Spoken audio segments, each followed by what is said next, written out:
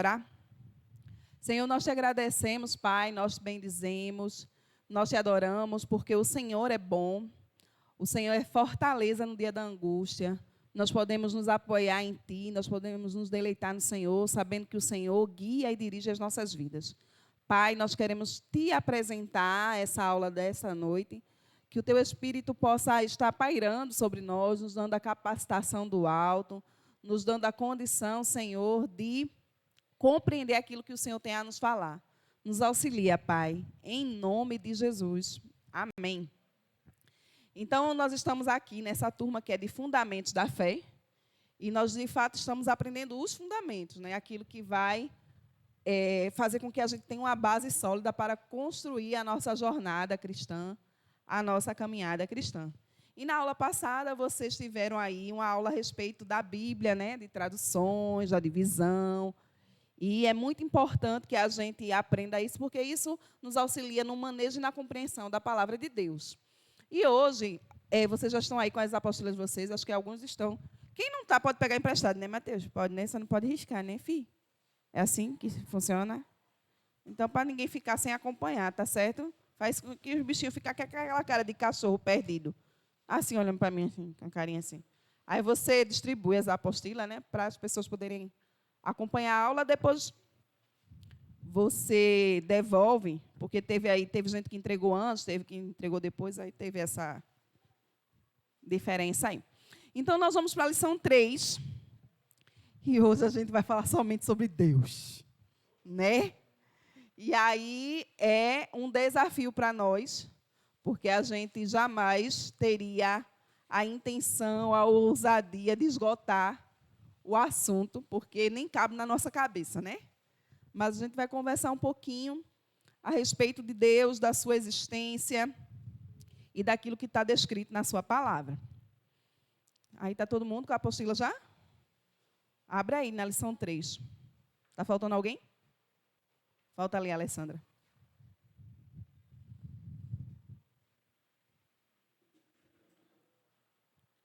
E aí, a gente vai ver que essa lição tem um texto base, que é Gênesis, capítulo 1, versos 1 a 2. É isso mesmo. Capítulo 1, verso 1, e até o capítulo 2, verso 4. Então, a gente vai ver que toda a descrição do livro de Gênesis vai apresentar o nosso Deus como sendo o Deus Criador. E aqui ele traz o versículo 1 de Gênesis, dizendo, no princípio, criou Deus os céus e a terra. E a Bíblia começa afirmando a existência de Deus, né? Somente ele diz aí em Gênesis capítulo 1, nós vamos encontrar o termo Deus por 32 vezes. Então, somente no primeiro livro da Bíblia a gente encontra a menção do nome do nosso Deus, de Deus, 32 vezes. E a gente, tudo que diz respeito à nossa fé, baseia-se no fato da existência de Deus, né? Se ele não existisse, seria vã a nossa fé. A gente estaria, de fato, sem nenhum fundamento. Se a gente não crê nesse fundamento, no fundamento da existência de Deus, não existe relacionamento com ele. Alguém faça essa leitura aí de Hebreus 11:6, está aí descrita na apostila. Hebreus 11:6.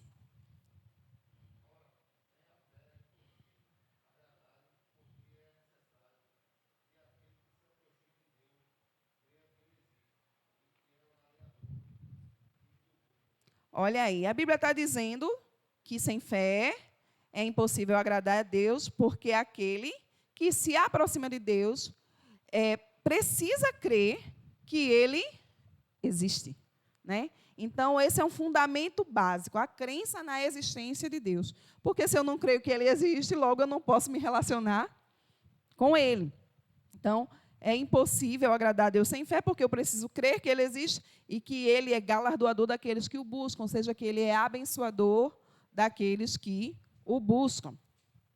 E aí a gente vai começar nessa descrição de que a crença na existência de Deus, ela é universal. E aqui na apostila ele vai falar que em todas as gerações, o ser humano expressa acreditar na existência de Deus. Isso vem do interior do homem, sendo-lhe inerente. Ele quer dizer assim, que dentro de nós há uma centelha de Deus. Ah, pastora, mas existem ateus. É verdade. É verdade. A gente vai até conversar um pouquinho sobre isso. Mas, de um modo geral, em todas as culturas e nas relações humanas, nós vamos encontrar uma crença universal de que Deus existe. E as Escrituras Sagradas jamais tentaram provar a existência de Deus. Isso não é intenção da Bíblia. A Bíblia simplesmente diz que Deus é. A Bíblia não vai se ocupar de provar para o ser humano de que Deus existe. Elas simplesmente declaram o que Deus é, o que Deus faz, os seus feitos, a sua natureza, mas ela não vai se ocupar de provar a existência de Deus. Vamos ler aí esse texto de Romanos, capítulo 1, dos versículos de 19 a 20. Alguém pode fazer a leitura, por favor?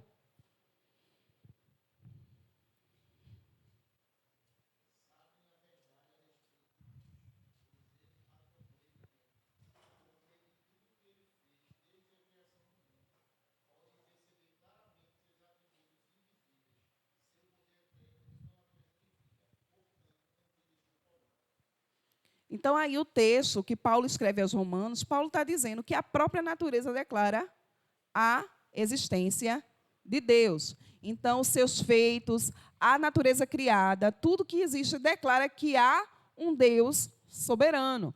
Então, a Bíblia está descrevendo que a natureza declara a existência de Deus. E ele ainda vai falar aí de outro texto, que é o texto de Atos, capítulo 17, versículos de 23 a 29, vocês podem depois ler. Isso aí vai falar de uma experiência que Paulo teve lá em Atenas, na Grécia, onde ele encontra um areópago, um lugar onde tinha adoração a vários deuses, e ele vai encontrar um lugar onde tinha lá ao Deus desconhecido.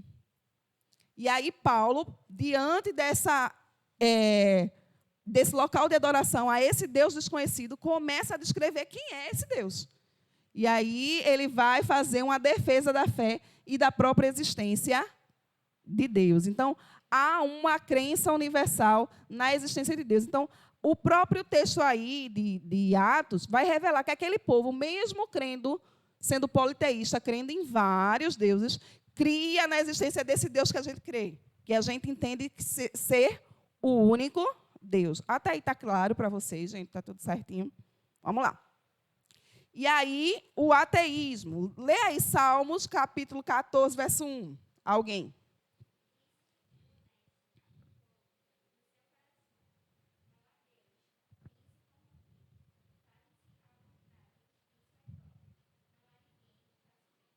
Então, a Bíblia descreve aí no Salmo 14, versículo 1. Disse o tolo ou o nécio no seu coração: não há Deus. E aqui a explicação, ele vai trazer que quando a gente nega a existência de Deus, que a gente está se referindo aqui ao ateísmo, é rejeitar a verdadeira raiz da natureza do homem. Eu não sei se eu poderia explorar o meu irmão Átila. Eu poderia explorar você, para você compartilhar um pouquinho como era a sua visão antes de crer em Jesus. Isso, é porque ele um dia já foi ateu. Então, seria interessante a gente ouvir.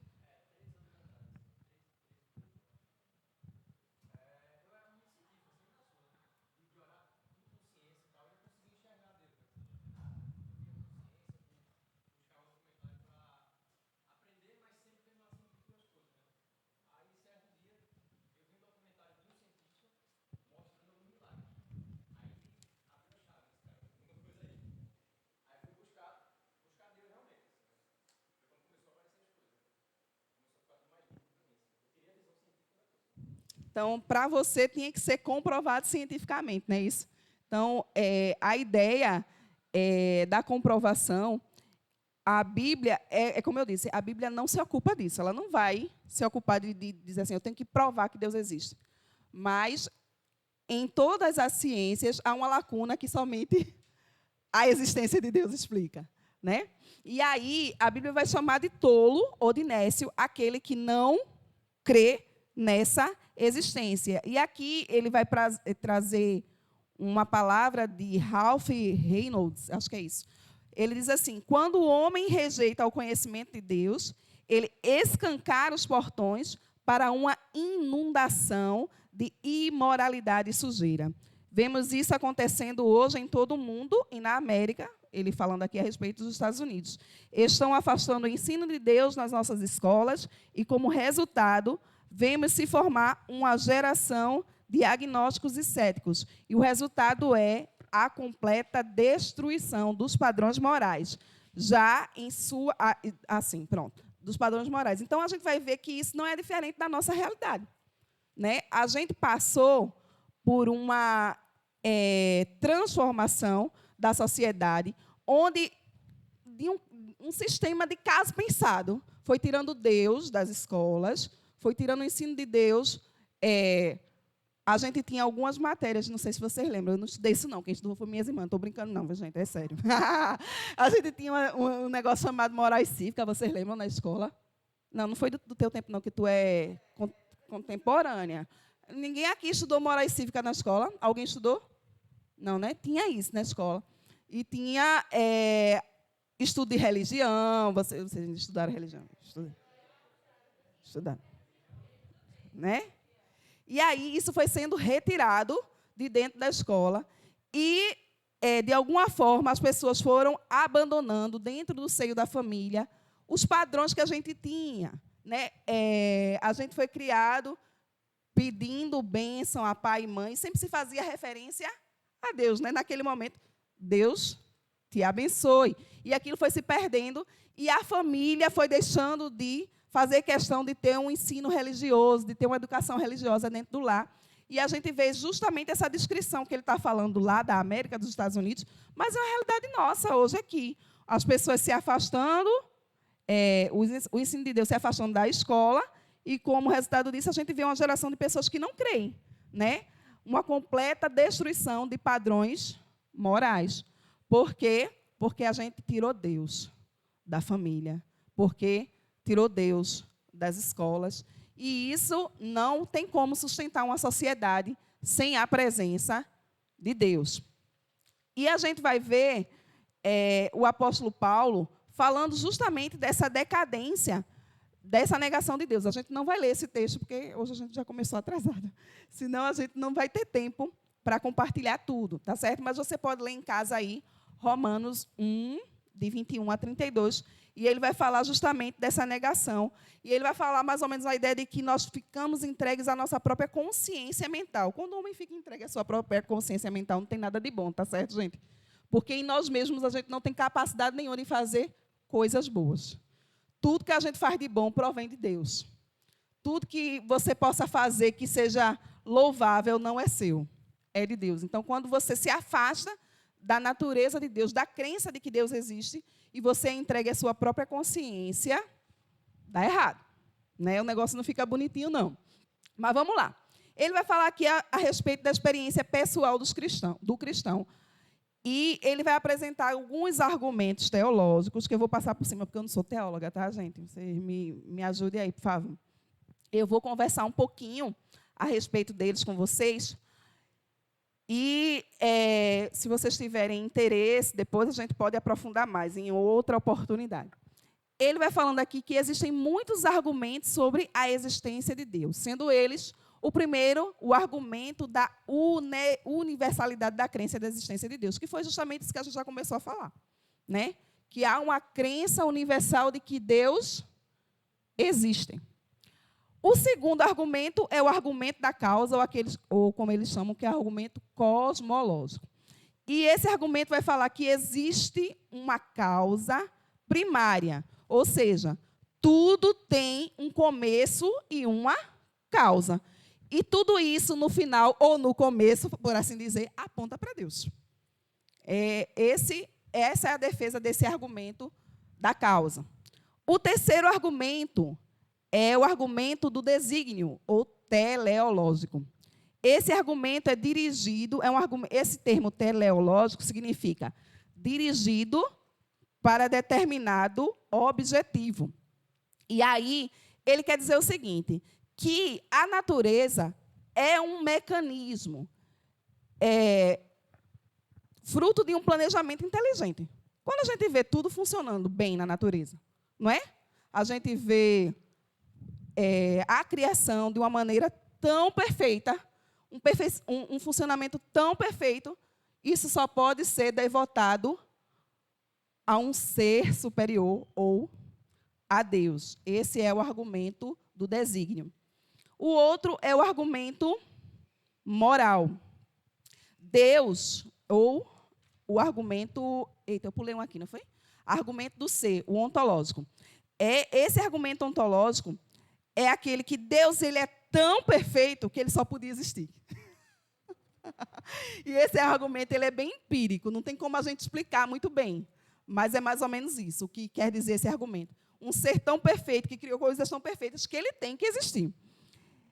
O outro argumento é o argumento moral ou antropológico, que é o argumento da verdade e do dever. Todos nós temos dentro de nós uma verdade, um senso de verdade. Não, isso é certo, a gente tem essa consciência de certo e errado, e do que deve e do que não deve fazer. Dentro do ser humano existe esse conceito. Vocês estão fazendo cara de confusão, vocês estão me entendendo, não, né? Está entendendo, gente? Eu estou vendo testinha franzida aí. Mas se não estiver entendendo, me ajude, viu? Bota aí. Não está entendendo nada. Esse argumento antropológico tem a ver com nós, com os seres humanos. Dentro de nós tem o quê? Tem um senso de certo e de errado, e de verdade, e de dever. E de onde veio isso? De Deus. Nós já nascemos com esse senso do que é certo, do que é errado, do dever, e a gente é ensinado a isso. Então, isso provém da existência de um Deus. A explicação do argumento da congruência mental, eu vou ficar devendo para vocês, tá certo? Depois vocês me cobrem, tá bom? Aí, o argumento das Escrituras, esse é o melhor, né? Por favor, pela fé. Os argumentos das Escrituras sagradas, a gente lê a Bíblia e a Bíblia atesta a existência de Deus. E o argumento da experiência pessoal. Se eu for dar oportunidade a cada um de vocês aqui, cada um teve experiência aqui, dizer, naquele momento, eu vi que Deus existe. Né? Naquele momento da minha vida, aconteceu aquele determinado fato. Eita, Mateus, desculpa, vi, fica, eu estou passeando. Naquele momento, aconteceu aquele determinado fato. E ali eu criei na existência de Deus. Né? Então, a experiência pessoal da gente vai também trazer para nós a argumentação, a afirmação de que Deus existe. Mas isso aí não é tão importante para nós, isso é um estudo de filosofia, de teologia, mas é importante a gente saber. Mas o apóstolo João, alguém lê aí o texto, de 1 João, capítulo 1, versículos de 1 a 3. O que é que ele está dizendo a respeito da existência de Deus.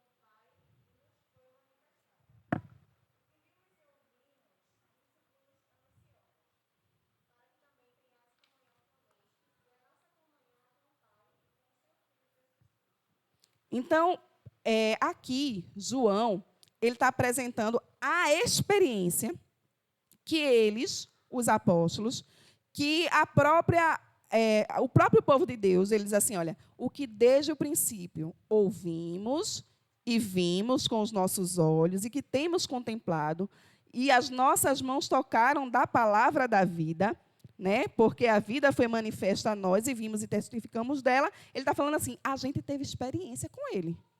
A gente teve vida com Jesus, porque João foi um dos apóstolos, ele estava lá. Ele teve experiência. Então, ele está dizendo assim, disso que eu passei, eu estou compartilhando com vocês. De fato, nós não tivemos experiência como os apóstolos do Cordeiro, aqueles que estiveram com Jesus. A gente não teve essas experiências que eles tiveram de andar com Cristo, para testificar da sua existência. Mas as nossas experiências pessoais, elas testificam dessa existência. Né? Às vezes é assim, por que tu crê? Eu creio porque eu creio.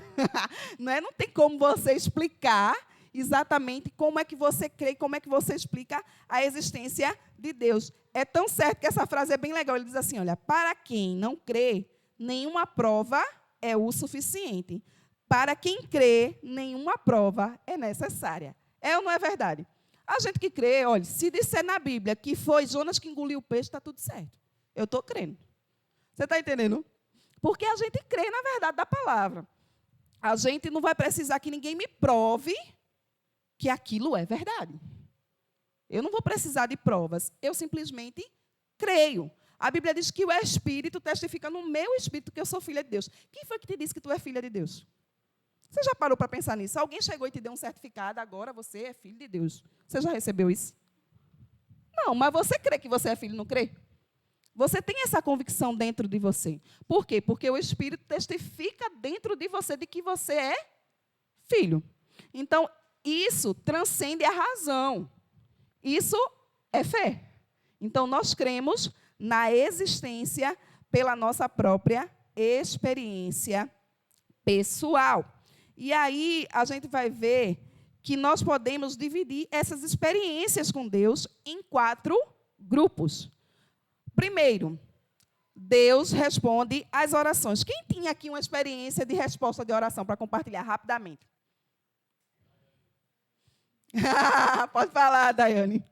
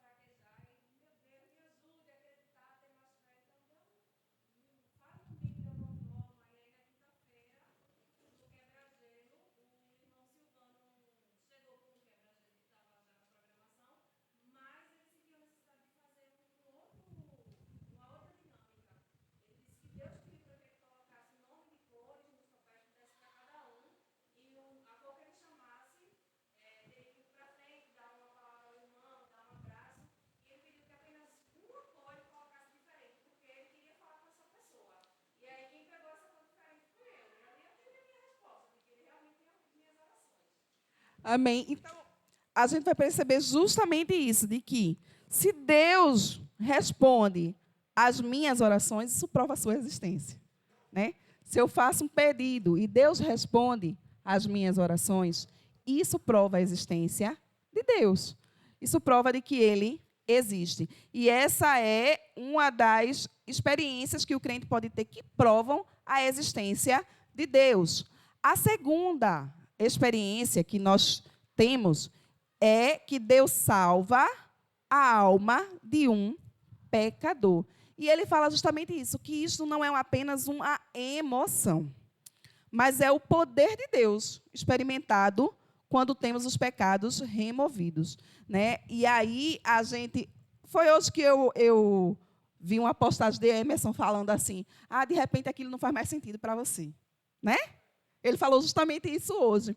E não é assim que acontece? De repente, você vai abandonando aquela velha vida. Por quê? Porque ela não faz mais sentido para você. Porque aconteceu a experiência da salvação. E ela continua acontecendo na sua alma. Você vai abandonando velhos hábitos de vida.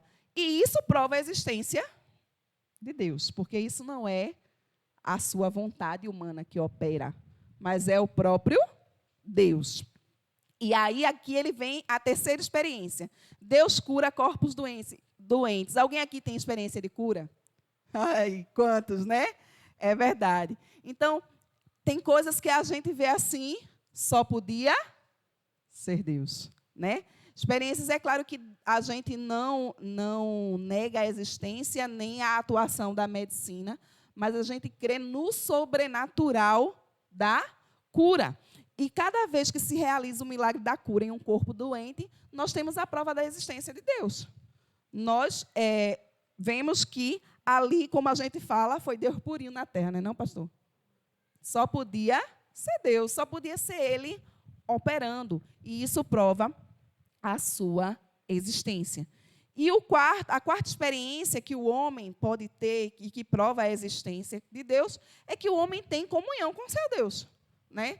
Este é sem dúvida o mais forte de todos os argumentos e de toda a prova necessária. Você entra ali naquele quarto, começa a orar e você sente a presença e começa a chorar e você sabe que ele está ali. Você sente a sua presença, você abre a palavra e Deus fala com você. Você sabe que aquela palavra foi para você. Então, essa comunhão, né, que a gente tem experimentando a presença de Deus na nossa vida é uma prova da sua existência. Ele diz aqui, a melhor maneira de responder ao ateísta é perguntar a ele o que o ateísmo tem feito por ele. É fácil testificar o que uma fé viva tem feito por nós e o que a descrença tem custado a ele. Né? É muito difícil ser ateu, eu acho que é, né, não, Atla? Eu acho que... Não é, não? Na época você talvez... Mas eu acho que sustentar a ideia de que não exista um Deus é custoso. Porque, na minha cabeça, tudo aponta para a existência dele. Existe uma preguicinha?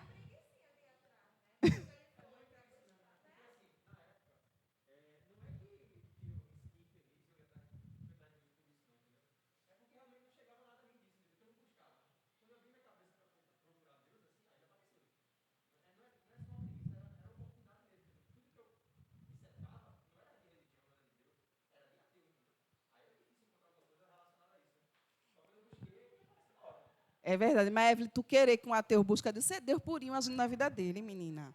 Né? Não tinha como, o ateu vai buscar Deus para quê, se ele não crê que ele existe? Né? Só Jesus operando na vida dele, como foi o que aconteceu. Né? Então, a gente vai ver justamente isso, que nós, cristãos, precisamos estar preparados para testemunhar de Deus. E, minha gente, eu não sei se vocês percebem isso. Hoje é um tempo que as pessoas dizem o que quer, na hora que quer, enfim, do jeito que quer. Sou eu que passo por essa experiência. Eu estou lá na Copa, lá no trabalho, o povo começa a falar um monte de besteira e quem quiser que lute para escutar. Porque o povo diz o que pensa, porque tem que ser homossexual, porque tem que ser isso. E, às vezes, a gente, crente, fica na moitinha, caladinho, com medo de defender a nossa fé. Porque a gente não quer magoar. Porque se eu falar, vai magoar ele. Eu não sei se você já passaram por essa experiência, porque eu já passei por essa experiência. De ficar pensando, se eu disser isso... Como é que vai ser depois? Você fica com aquela mentalidade de que você não pode magoar as pessoas. Mas as pessoas estão te magoando a vera, né? Falando o que quer da tua fé e dos fundamentos da tua fé. Não é que a gente vai entrar em discussões, eu não estou falando disso. Mas existem momentos que a gente precisa se posicionar, que a gente precisa defender a nossa fé. E 1 de Pedro diz isso aí para a gente, 3,13. Alguém lê aí, por favor.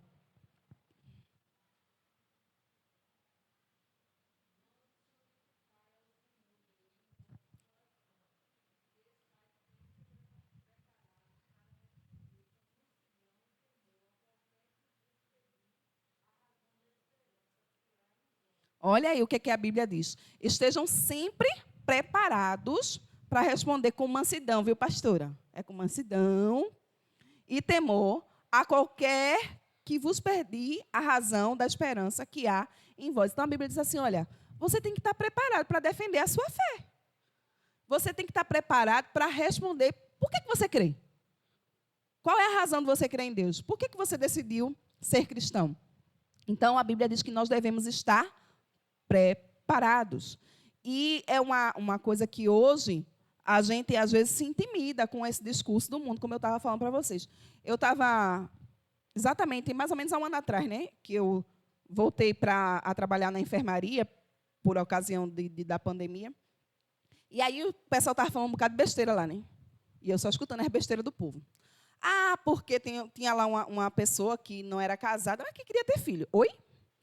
Ela não, porque meu sonho é ser mãe, mas ela não quer casar. Não precisa, né? Na cabeça dela, para ser mãe, não precisa casar. Aí ela disse, eu vou ali num banco de esperma e vou comprar metade de um menino. Aí implanta metade do menino, aqui dentro, está tudo certo. E eu só escutando aquilo, meu Jesus, me ajuda. eu não tenho nada a ver, eu não tenho nem intimidade com essa pessoa, acabei de chegar aqui, eu não tenho intimidade com ela. Aí o povo fez aquela frase, não é não ao banho. Eu disse, eita, era só o que eu estava querendo, né? Foi me perguntar o que é que isso, né? Aí eu disse, não, não é não. Essas decisões que vocês tomam, baseadas nas escolhas, assim, da mente de vocês, sabe do que é que, não que é que resulta? É um bocado de aperreio lá na minha casa, na casa dos pastores. Entendeu? É ou não é, pastor Maurício? Um bocado de menina adolescente se cortando, sem identidade, porque não tem pai, porque não tem referência de ninguém. Aí vocês tomam essas decisões, acham que está tudo certo. Aí quando crescem as crianças, os adolescentes, sem uma personalidade formada e firmada, não vai aperrear vocês não, vai me aperrear na minha casa. Entendeu? Essa que é a verdade. Então, assim, a gente... Pode falar, Tamires. Tem que aumentar R$ 2 de volume aí.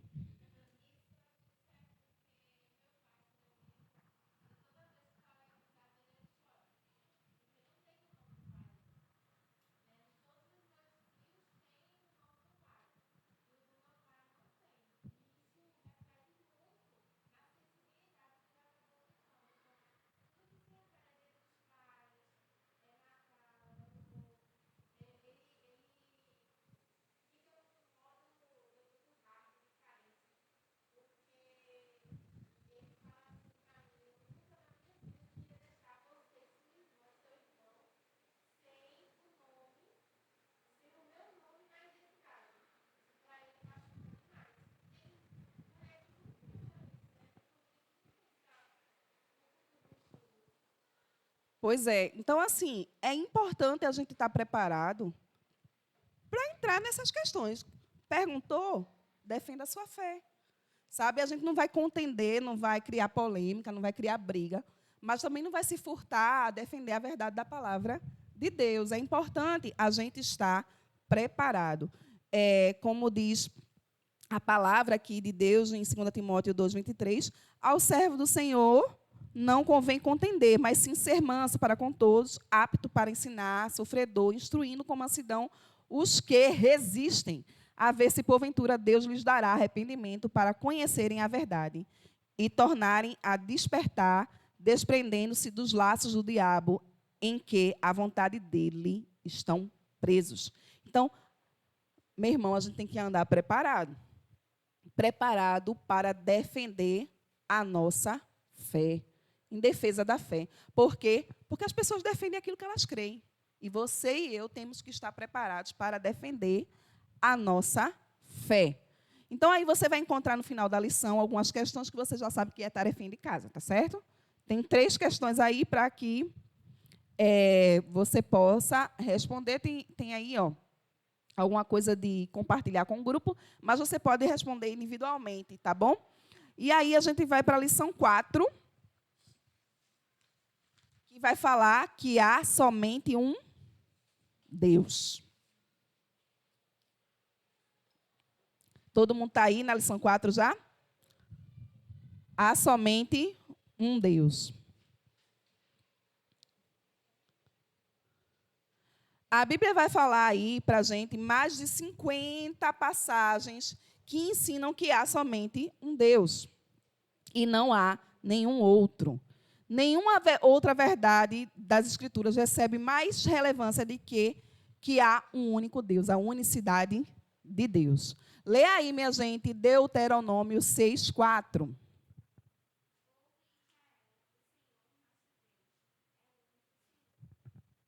O que é que a Bíblia está dizendo a respeito de Deus? Que Ele é o único Senhor. Isaías 44:8. Outra pessoa leia.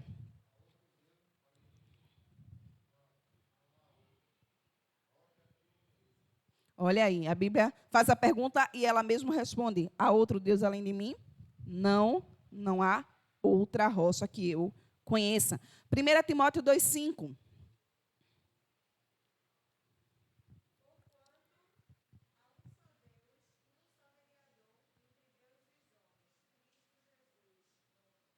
Isso, Tiago 2:19.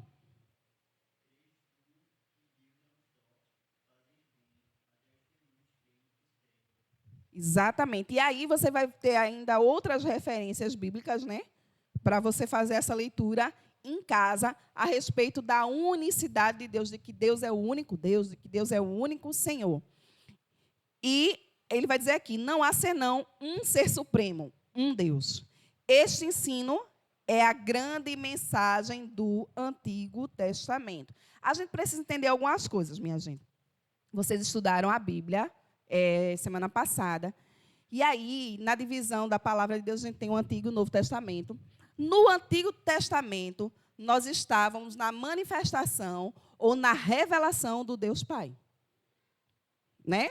A gente vai ver o Deus Pai, o Deus Criador, agindo e sendo revelado. Aí vem o Novo Testamento com os evangelhos, revelando quem? Jesus. Né?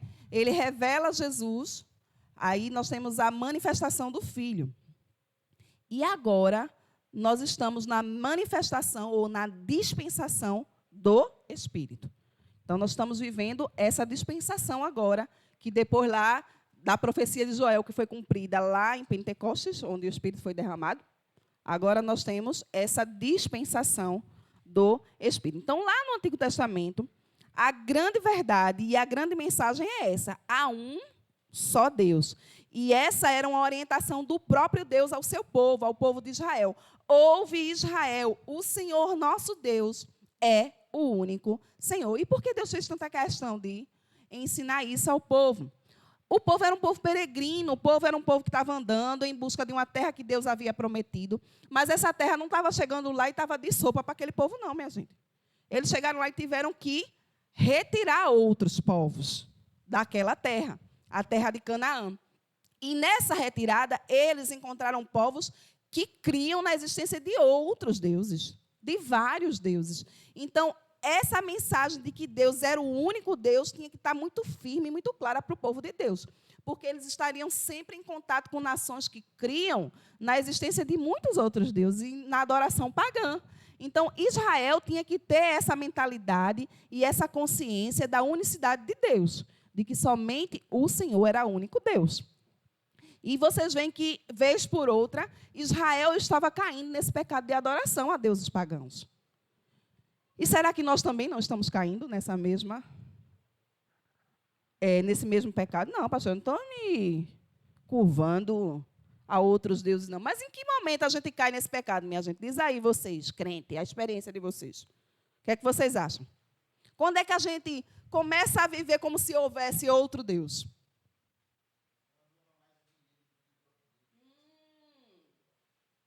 Muito bom, muito bom. O que mais?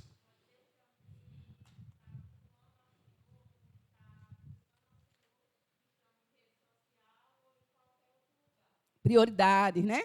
Tempo, né? O que mais? Que coisa mais linda que mamãe ama, deixando de ir para o secreto, Jesus.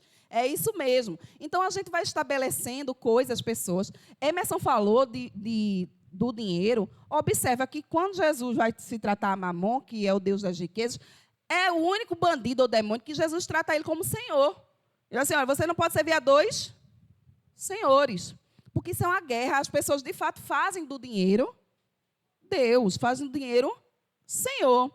E aí a gente está prestando adoração a outros deuses. Quando realmente a gente deixa de devotar tempo para estar na presença no secreto, mamãe, para estar em rede social, para estar fazendo qualquer outra coisa que não seja adorar e ter o Senhor como prioridade na nossa vida. Então, assim, a gente cai fácil nesse pecado. E essa mentalidade, essa consciência de que há um só Deus deve estar muito clara na nossa mente e no nosso coração, sabe? Porque até mesmo a nossa vida, a nossa família, os nossos projetos vão ocupando o lugar de Deus. E a gente precisa estabelecer essa prioridade, que foi uma verdade ensinada no Antigo Testamento, mas que também é no Novo Testamento, sabe? Ensinada a respeito de Deus. E a Bíblia vai falar de Deus como Deus Elohim. E Elohim é uma palavra hebraica cuja forma é plural e significa Deus em nossas Bíblias. O que é que isso quer dizer? Que o nosso Deus é um Deus plural, que é um Deus trino, né? Vocês conhecem esse conceito de Deus trino, né? Deus é o quê, minha gente? Deus é? Exatamente. Então, essa palavra hebraica, Elohim, significa justamente esse Deus plural. É o Deus que é três em um. E não me peçam para explicar isso, porque isso é tão complexo que você vai entender de uma forma bem simples. É os três estados da água. Sólido, líquido, gasoso. Tudo é água. Tá certo? Mas eu não estou dizendo que isso é Deus, não. Eu estou dizendo que tudo é água.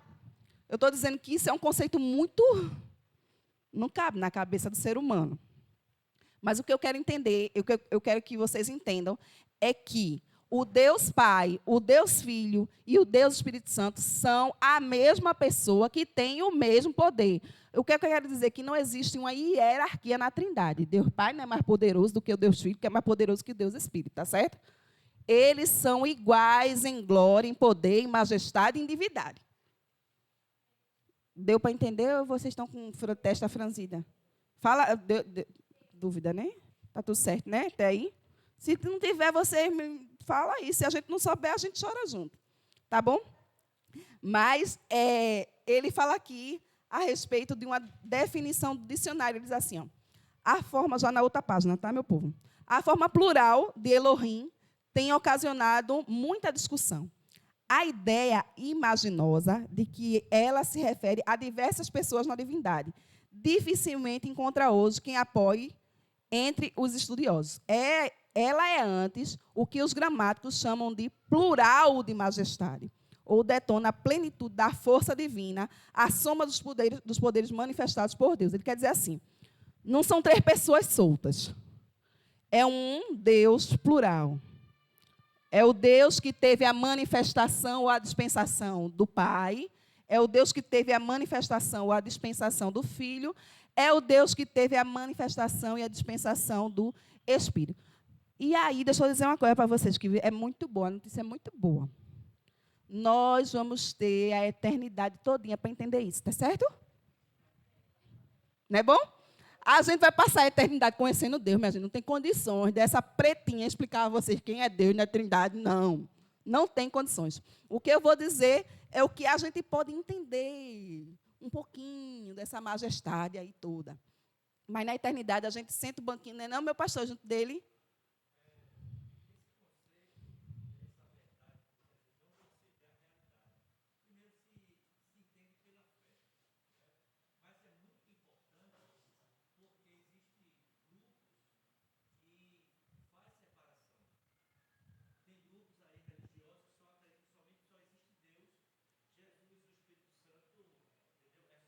É verdade.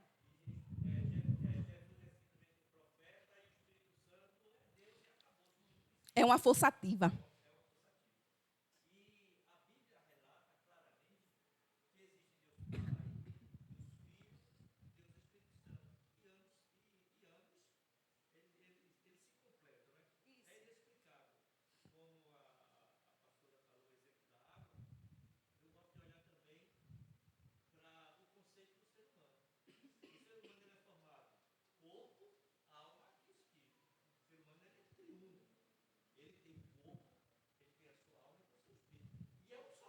Isso. Exatamente. Então, essa é a questão de que a Bíblia toda vai revelando esse Deus trino.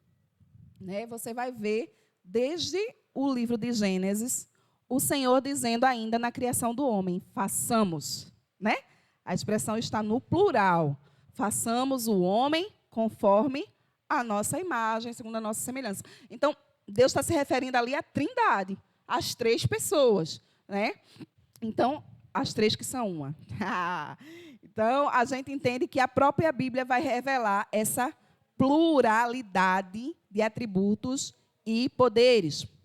E ele vai falar aí, depois vocês leem em casa, esses textos aí de Zacarias, referindo-se a Cristo, nas seguintes passagens. E o texto Elohim aí está se referindo a Jesus, ainda no Antigo Testamento.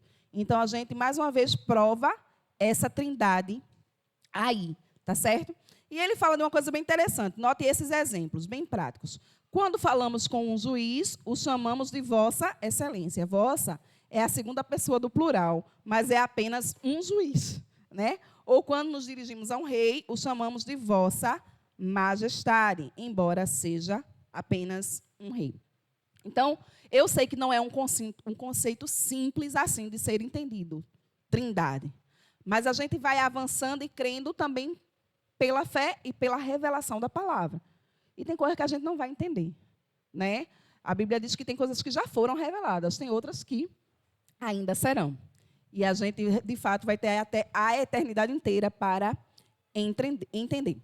O outro conceito é Deus é Espírito. Alguém lê João 4, 24.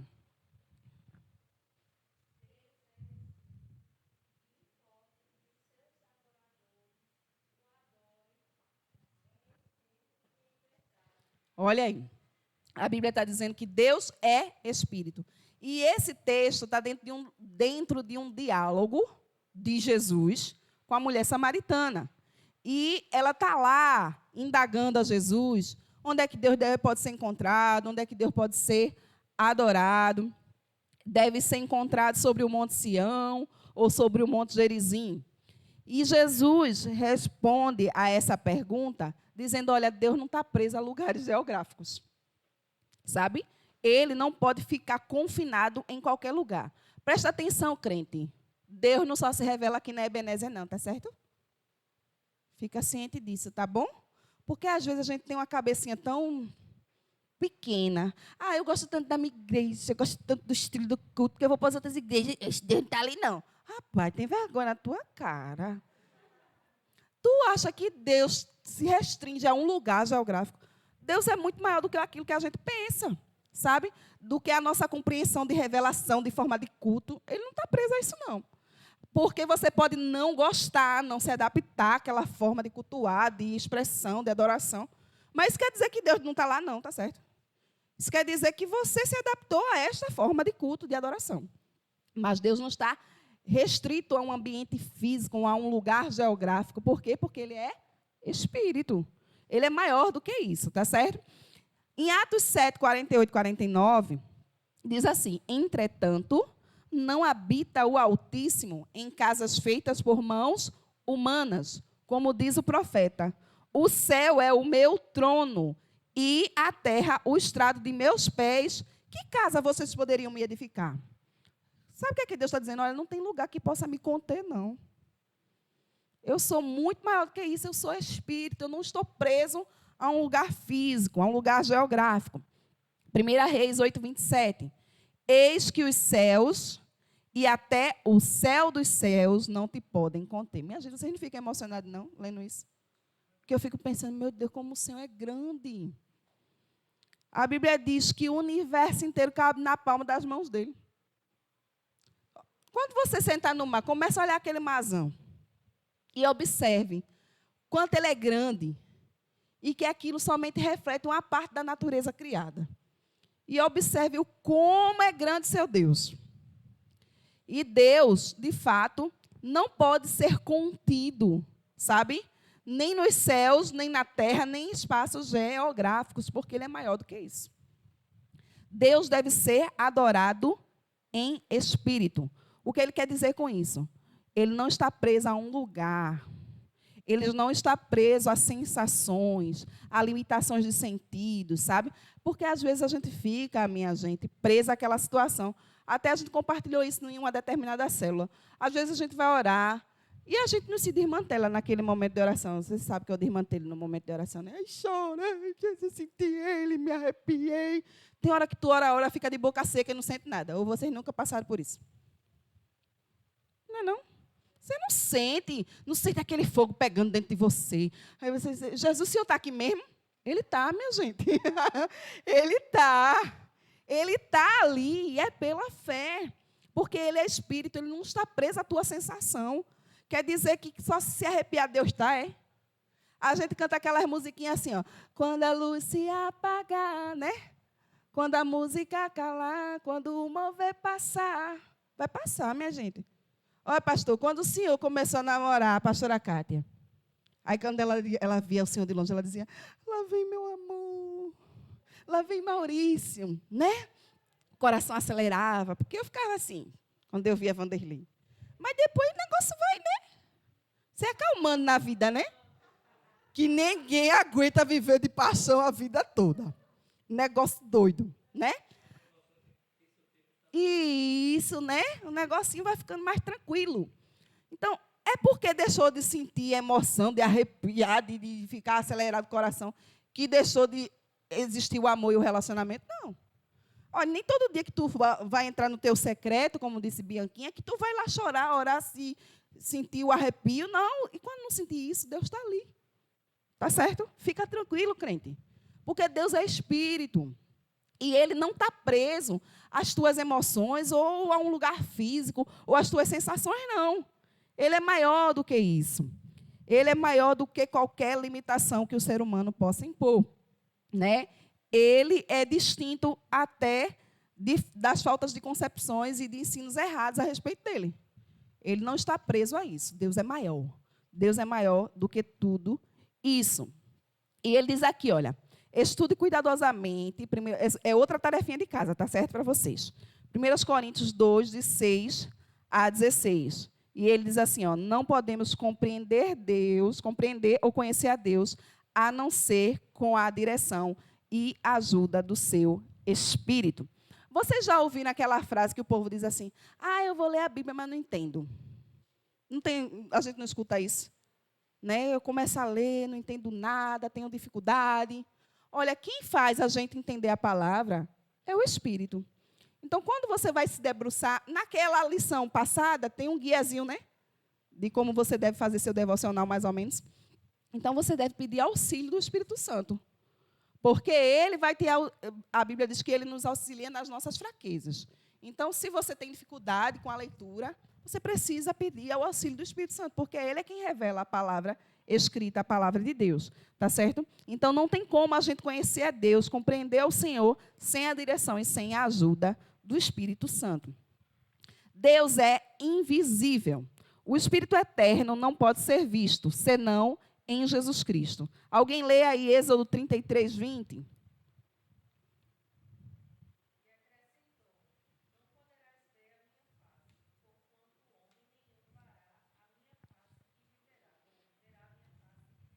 Olha aí, esse texto é aquele textinho que Moisés, amigão de Deus, naquele diálogo, disse assim, deixa eu ver tua face. Ele queria ver Deus. Ele disse assim, Moisés, deixa eu te dizer uma coisa, não dá não. Não vai dar para tu não, esse negócio aí não, porque se tu ver, tu vai morrer. Porque ele diz justamente isso. Nenhum homem verá a minha face e viverá. Né? Somente a natureza revelada de Deus em Jesus que pode ser vista.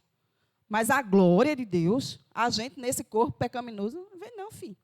A Bíblia diz que os anjos cobrem o seu rosto diante dele. Não é assim, pastor? Que os anjos ficam lá diante dele, 2 asas cobrem o rosto, porque não pode ver a glória dele. Então, não há quem veja o Senhor e fique vivinho da Silva. Fica não. Ele diz assim, ó, porquanto homem nenhum verá a minha face e viverá. João 1, 18. Ninguém jamais viu a Deus. Essa é mais uma verdade bíblica que sustenta essa afirmação de que Deus é invisível. Lucas 24, 39. Isso. Colossenses 1, 15. E 1 Timóteo 1, 17.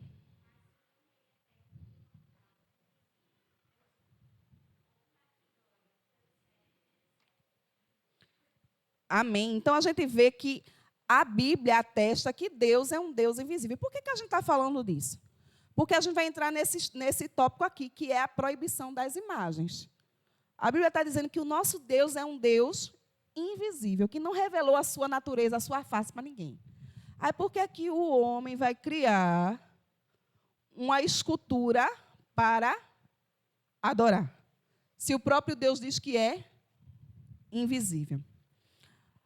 As imagens eram proibidas, primeiro, porque ninguém viu a Deus. E segundo, porque nada na terra pode ser semelhante a ele. Como é que eu vou criar alguma coisa que eu vou me chamar de Deus, se nada nessa terra pode se comparar à grandeza, à majestade e à glória dele? Então, não tem como eu criar uma imagem de escultura para prestar a adoração. E aí, depois, vocês vão ler essas referências bíblicas, está certo? Deuteronômio 4, de 15 a 23, Isaías 40 a 25 e Êxodo 20, versículo 4. Jesus, ele é a expressa imagem de Deus. A Bíblia diz em Hebreus 1, 3, ele que é o resplendor da glória e a expressão exata do seu ser, sustentando todas as coisas pela palavra do seu poder, depois de ter feito a purificação dos pecados, assentou-se à direita da majestade nas alturas. Assim é que Deus somente pode ser visto na face de Jesus. Então, Jesus foi a revelação de Deus aqui na terra, mas a gente não tem o direito, e por causa disso, fazer uma imagem de Jesus e se prostrar diante dele e adorar. Observa, gente, existe uma história a respeito das imagens que, a princípio, na igreja primitiva, vocês sabem que a igreja se reunia nas casas, né? Quando a gente vai ler em Atos, a gente vê que a igreja se reunia nas casas. E a igreja permaneceu assim por muito tempo, até porque a igreja começou a ser perseguida pelo Império Romano, e a igreja não podia ser institucionalizada como nós somos hoje. Mas a igreja começou a ter muitos mártires, pessoas que eram mortas pela causa do evangelho. E os irmãos desenhavam o rosto daquelas pessoas nas paredes, para que fossem lembrados os mártires. E esses desenhos foram se passando, e as pessoas depois perderam a essência daquilo ali e começaram a fazer imagens para a adoração, com os desenhos dos mártires. E isso depois começou a virar um grande comércio, que vocês já estudaram história, né? Vocês estudaram a história da Igreja Católica, tudo isso. Enfim, isso é só uma historinha para a gente entender também essa questão da construção de imagens. Mas isso é bem anterior à história da igreja. Você vai ver o povo ainda lá no Antigo Testamento, quando eles saíram do Egito, quando eles estão no deserto. O que é que eles fazem, minha gente? Eu vi baixinho aí. O quê? Isso, obrigada. Eles vão lá e constroem bezerro. Moisés, bichinho. Moisés subiu, foi para o monte. Demorou, não foi? Aí o povo bonitinho, feito a gente né? A gente fala mal do povo de Deus, mas a gente é parecidinho com ele. Aí o povo diz assim, esse Moisés, já não era mais nem Moisés, esse Moisés, a gente não sabe nem se ele está vivo. Né? Ele se perdeu aí na nuvem, 40 dias, 40 noites, no tumulto, ninguém sabe dele, ninguém viu. O povo disse assim, vamos construir alguma coisa para a gente adorar. Todo mundo aqui tem um Deus que adora, nesse meio desse deserto, os povos pagãos têm, porque a gente vai ter. Aí Arão disse, está certo, traga um ouro. É Arão, essa boa, né? Aí trouxe o ouro todinho e construiu o quê? Bezerro. Então, essa ideia de construção de imagem que Deus abomina, não é coisa de hoje não, minha gente, é coisa antiga, que sempre foi abominada pelo Senhor. Mas aí a gente estava falando aqui que Jesus, ele é a expressão exata de Deus. E ele vai falar aqui a respeito de expressões antropomórficas. Eita, que palavra difícil, né? Fala-se de Deus como tendo mãos, pés, braços, olhos e ouvidos. Mas a gente acabou de dizer que Deus é o quê, minha gente? Deus é invisível, Deus é o quê? É espírito. Agora, como é que Deus que é espírito tem mãos, pé, boca, braços, olhos e ouvidos? Né? Essas são expressões antropomórficas. E o que quer dizer isso? É colocar a natureza humana na natureza de Deus. Para a gente compreender. Né? A gente fala o coração de Deus. A mão de Deus não está encolhida. A própria Bíblia diz assim. Mas isso não quer dizer que literalmente Deus tem uma mão. Que literalmente Deus tem um coração. Isso é para que nós, seres humanos, possamos compreender e nos relacionar com Ele, porque é muito grande, né, a natureza de Deus. Então, Ele vê, Ele sente, Ele caminha. Tais expressões em relação ao Pai, o Espírito Eterno, são para serem entendidas apenas no sentido de expressões humanas, usadas a fim de trazer o infinito, que é Deus, para a compreensão do finito, que somos nós. Porque se a gente não tivesse essas coisas que são palpáveis, não tinha como a gente entender e se relacionar com esse Deus. Mas isso não é literal, tá certo? A gente entende Deus através dessas expressões humanas. Entretanto, temos tudo isso em Cristo. Aí, Cristo, sim. Cristo, sim. A Bíblia diz que ele abriu mão da sua glória. Porque a gente falou que Deus é maior do que tudo que a gente sabe, Deus é maior que o universo, Deus é maior que o mar, que tudo que foi criado. Então, Jesus era isso tudo, não é verdade? Porque ele é Deus. Aí a Bíblia diz que ele esvaziou-se disso e se submeteu a um corpo. O quê? Fala alto aí, quem falou? Não é, eu não escuto não, minha gente. Fala alto. Exatamente. Então, a Bíblia diz que Jesus, ele abriu mão da sua glória e submeteu-se a um corpo mortal, a um corpo físico. Por quê? Porque a gente precisava entender, compreender essa revelação. E a gente só podia entender com um igual a nós. Jesus se tornou... Eu estou mexendo muito na minha amiga, tudo bom? A gente só podia entender esse Deus sendo revelado como uma pessoa como nós. Por isso que Jesus, a Bíblia diz lá no texto de Efésios, que ele abriu mão dessa glória e se tornou, se esvaziou e assumiu a forma humana. Então, em Jesus, a gente vê esse Deus sendo manifesto. Um homem de corpo, de alma e de espírito. Jesus foi este homem. Do mesmo modo, isso aí, aquilo que o pastor falou. O homem é corpo, alma e espírito, mas ele é apenas um. Do mesmo modo, Deus tem se manifestado a nós como Pai, e então na carne como Filho, e agora no poder do seu Espírito.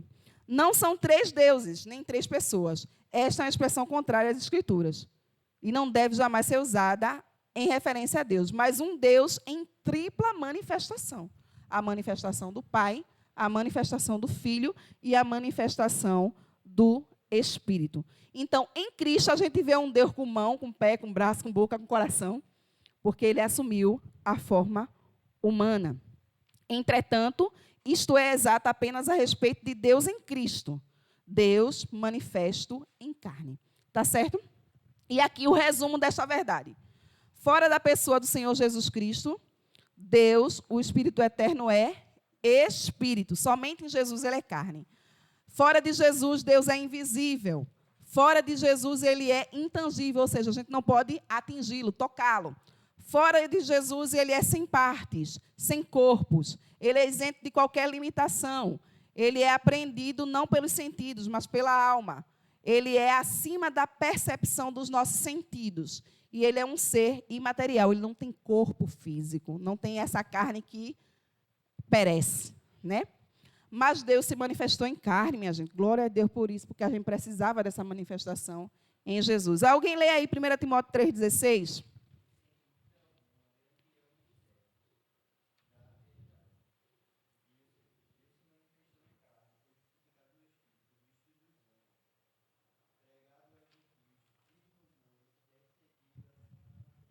Aleluia. Então, sem dúvida, Deus se manifestou em carne. O ministério da piedade é esse.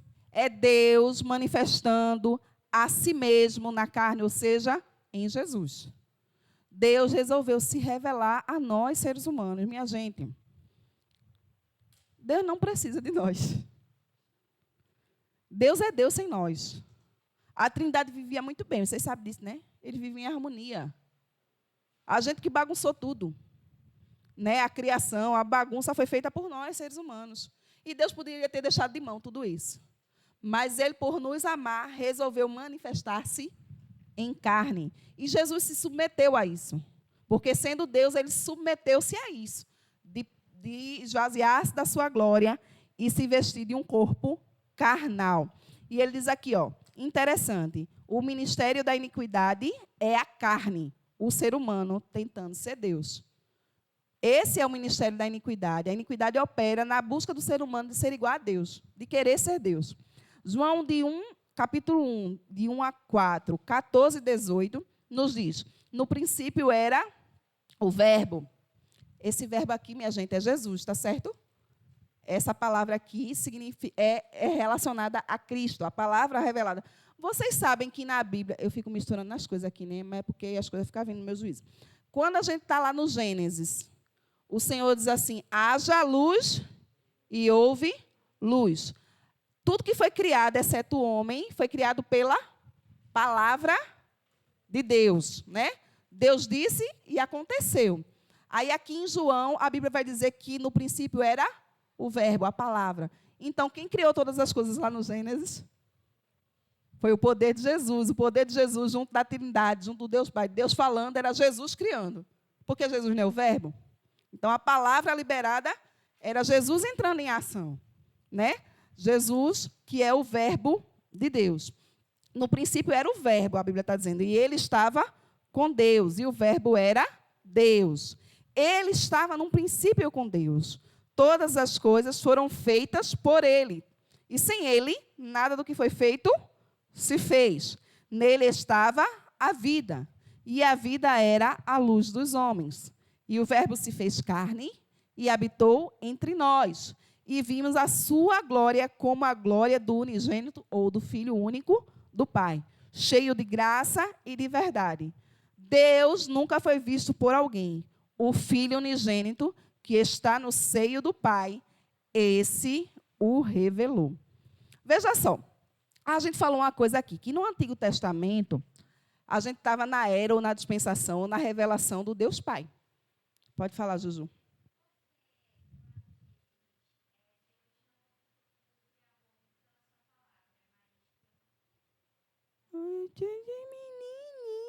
Menininha. Eu acho que a gente era mais especial, né? Ele resolveu criar com as próprias mãos, mas lá na eternidade a gente conversa com ele sobre isso. Tá certo, Júlia? Júlia gosta de botar a mãe dela no estreito, né? Obrigada, Júlia, também te amo. Olha só, mas a gente estava aqui.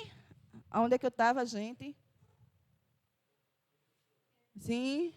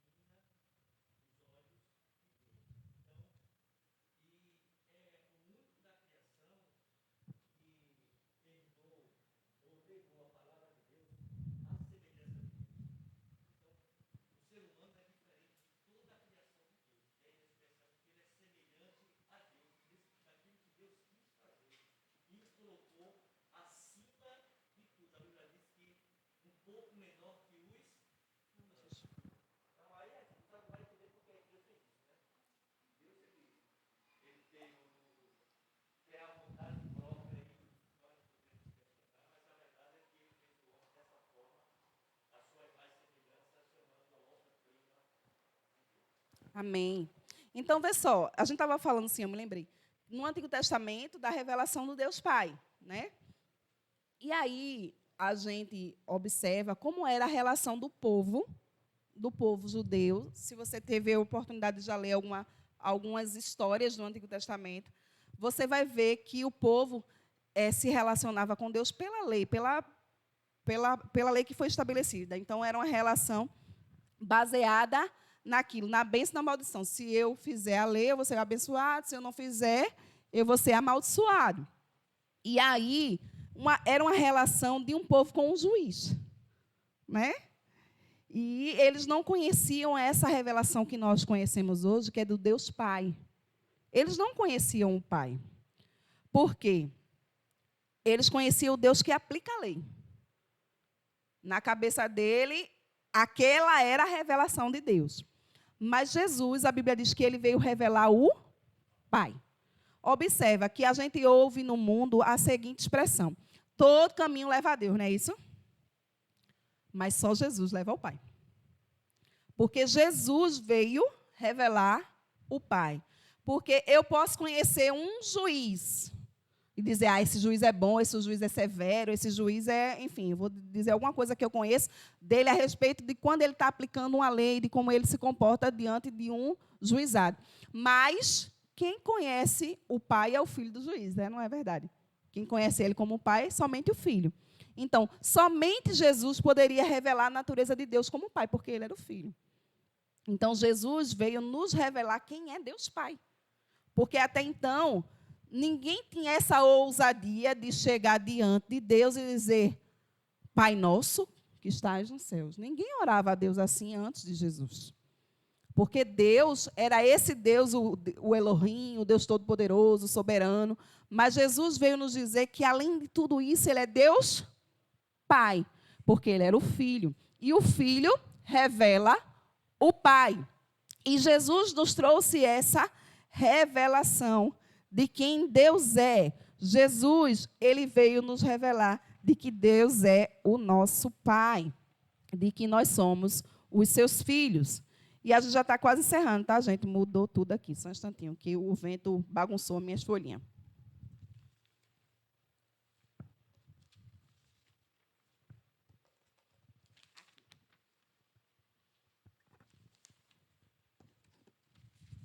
Mas bagunçou com força, né? Pronto, agora. Então, aí para finalizar, na encarnação, Jesus possuía uma dupla natureza, a divina e a humana, quando Jesus se manifestou em carne. Isso não gera duas pessoas nem duas personalidades. Como um ser humano, ele era o Filho de Deus. Como Deus, ele era o Pai. Isaías falou profeticamente de Jesus como filho da seguinte maneira: porque um menino nos nasceu, um filho se nos deu, e o principado ou o governo está sobre os seus ombros, e se chamará o seu nome: Maravilhoso, Conselheiro, Deus Forte, Pai da Eternidade e Príncipe da Paz. Então, Jesus era totalmente homem e totalmente Deus. Né? Então, a gente entende um Deus revelado a nós, um Deus que se manifestou em carne para que nós conhecêssemos a natureza do Deus Pai. Jesus fez isso por amor, voluntariamente, se submeteu a esse corpo, e a Bíblia diz que ele vai além. Além disso, ele não somente se submeteu a esse corpo, a gente ainda vai falar de Jesus na próxima aula, essas são cenas do próximo capítulo, tá, gente? Ele não somente se submeteu a esse corpo, mas ele foi obediente até a morte e morte de cruz. Então, o Deus manifestado em carne é Cristo Jesus, a expressão exata de Deus. Alguém tem alguma dúvida ou algum comentário? Que a gente já está bem no limitezinho aqui da nossa horinha, mas podem fazer. Um de cada vez, para não causar tumulto. Não? Tudo certo?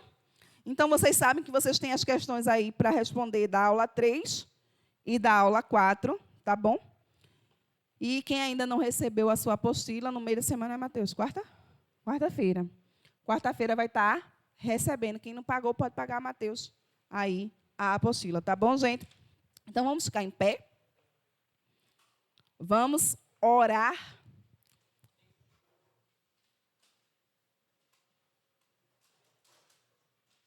Eu vou pedir para o pastor Maurício fazer essa oração.